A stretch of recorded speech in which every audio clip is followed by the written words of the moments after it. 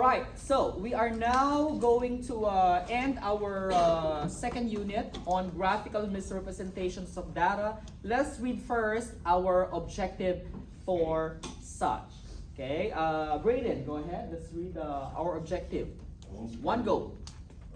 Home security company located in Minneapolis. Well, the objective first. Thank you. Describe what can make a graph misleading or deceptive. Yeah, describe what can make a graph misleading or deceptive. So there are different ways where the graph visualization can mean something other than what it truly means, right? So what we call can be misleading or deceptive depending on, sometimes it's the intent of the one presenting it to create some deceptive, tactics as well. So let's read this one in here for the first problem and see how we can make this better, right? And see what's the problem about that particular case, right? So let's read that one first. Caroline, can you read that one? Thank you. Home security company. A home security company located in Minneapolis, Minnesota, develops a summer ad campaign with the slogan, "When you leave for vacation, burglars leave for work." According to the city of Minneapolis, roughly 20% of home burglaries occur during the peak vacation months of July and August. The advertisement contains the graphic showing figure 14. Explain what is wrong with the graphic. So think of this one, guys. These are what? Burglaries in Minneapolis, okay? So as we may notice in here, that is July to August, and this is other months. So what do you think is the problem with this graphic?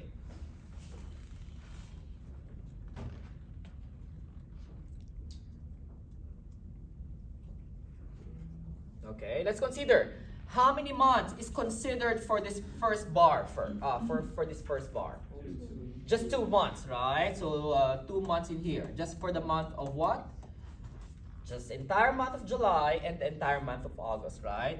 But in here, when you consider other months, how many months are we considering for such?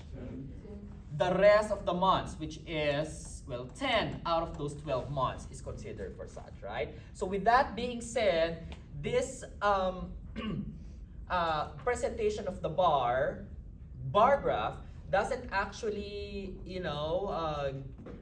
give us, the proper procedure for bar graph, right? Because again, when you say proper procedure for bar graph, you may want to consider this in terms of what? Either in terms of seasons, like what? Winter, summer, winter, and then spring, summer, fall, right?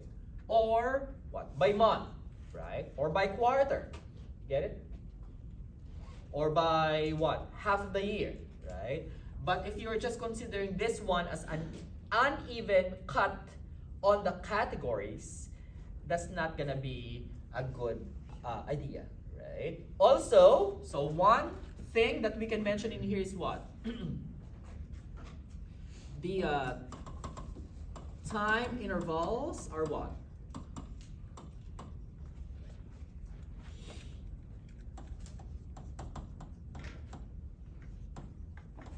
Using geometric terms, not congruent or meaning not equal, right? So you want to at least make it what? Per season, per quarter, per month, right? But this will not be, a good case. Also, what else can we consider? This is time, right? And that is percentage. So are there something else that you can figure out that's a better presentation for this data other than a bar graph? Those are months, right? So we can also consider what? Maybe we can use what? A time series graph instead? Because a time series plot can tell us the what? The behavior, right?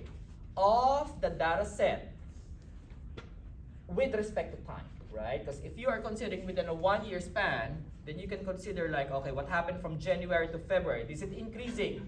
Did it decrease from Feb to March and so on, right? So not only are you taking into consideration the July, August happening on the what's this burglary, but what happened on other months as well? Be good?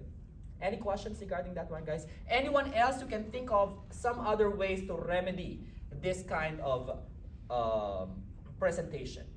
Because typically, once again, bar graph only used for what? Qualitative, right? But if you think of months, you think of what?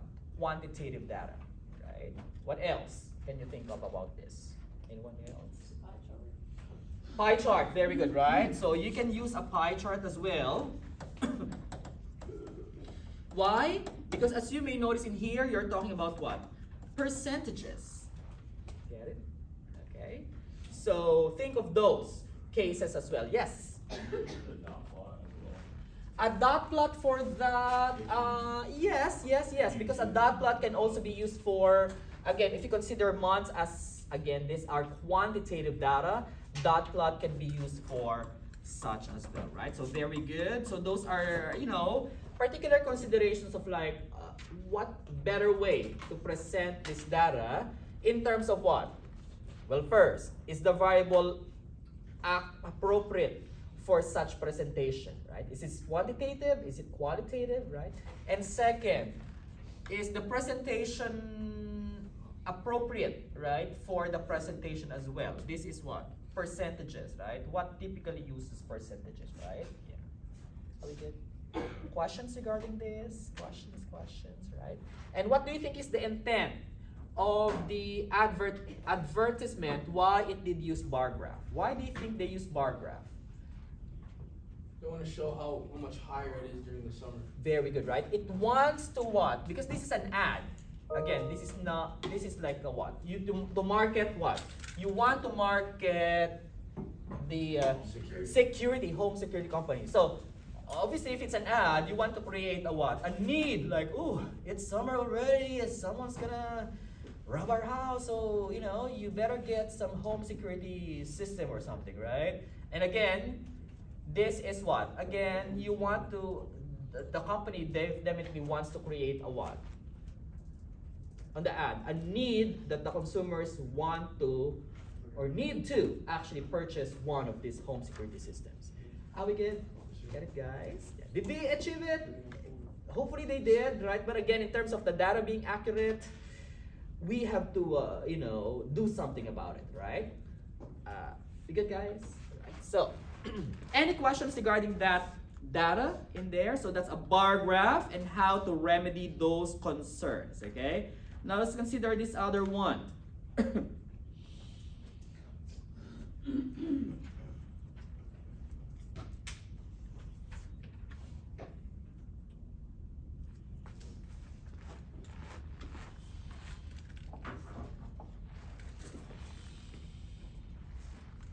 Okay.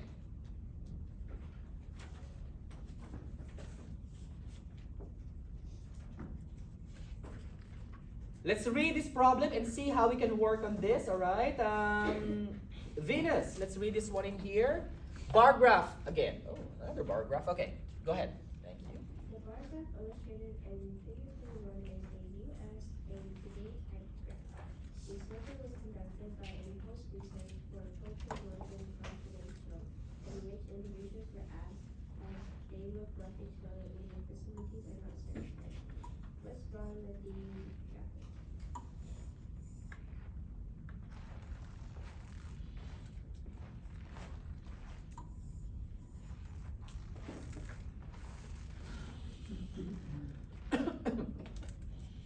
So, if the bathroom, right? Have you seen like a filthy bathroom? Typically, public bathrooms sometimes. Hopefully, the restrooms, the rest stops, they're well maintained, right? But there are some public bathrooms that's like, how am I gonna flush this thing, right? So yes, Andrew. The problem is that it doesn't equal 100%. Oh, all right. So let's see that analysis. All right. So Andrew said, what's the problem with this one? Well, if we add 41%, 30%, and 17%, how much will that be? 80 what? 7, that's 8. Yeah, 4 plus 3 plus 1, 88%. All right, so that's a good analysis for such, right? So as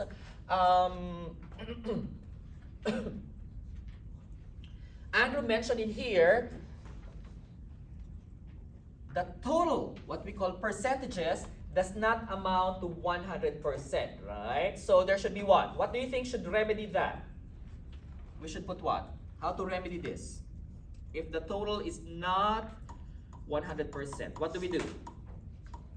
Account for the missing 12%. Account for the missing 12%. You put in here what? Okay, 12%, and you put in here what? Others, or other methods. Get it? Alright, so at least it's gonna convince, you know, statistically that it should amount to 100% at least. Get it? Okay.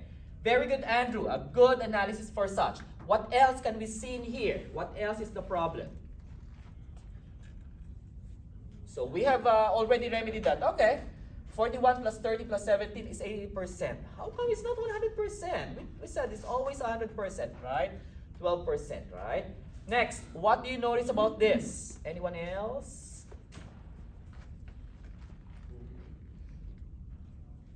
I feel like the 41 is a lot bigger than the 30.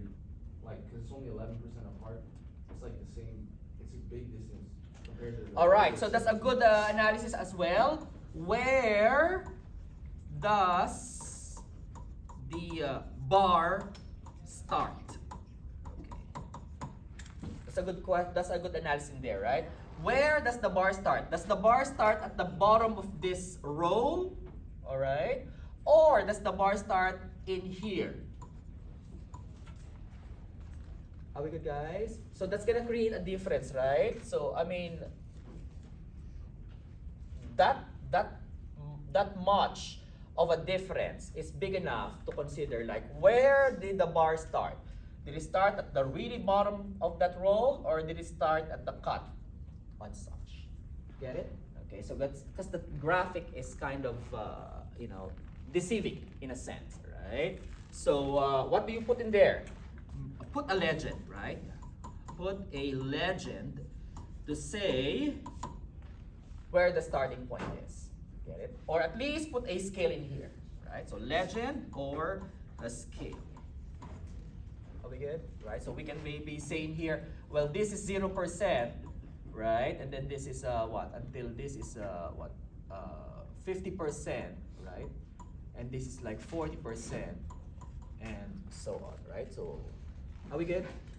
Get it, guys? What else have we noticed in here? Anyone else who can notice anything? About the variables, is it right to choose a bar graph for such? You should act normally. What do you mean by act normally, by the way? Like, pretend it's not in there or something? Or use your own paper towel, I guess, or use the provided paper towel or other methods, I guess. Right? Okay, so what else can you see about these variables? Are they qualitative enough or quantitative? Qualitative. There's qualitative, right? So that's bar graph can be used for qualitative, right? But look at that; those are percentages, right? So if those are percentages, what is the best, usually appropriate way of addressing, you know, presenting data? If you're talking about percentages, pie chart, right? So if talking about percentages, I would say we prefer pie chart for such. Good. Because honestly, for a table or bar graph, we typically use either frequency or a relative frequency, right? But typically, if we want to see percentages, we want to see them in terms of pie chart presentation instead. Are we good? Right? So those are different ways on how we can remedy this kind of data presentations and see, like, what is misleading, what is deceptive, and how can we address these concerns. All right? Okay, thank you. Are we good, guys?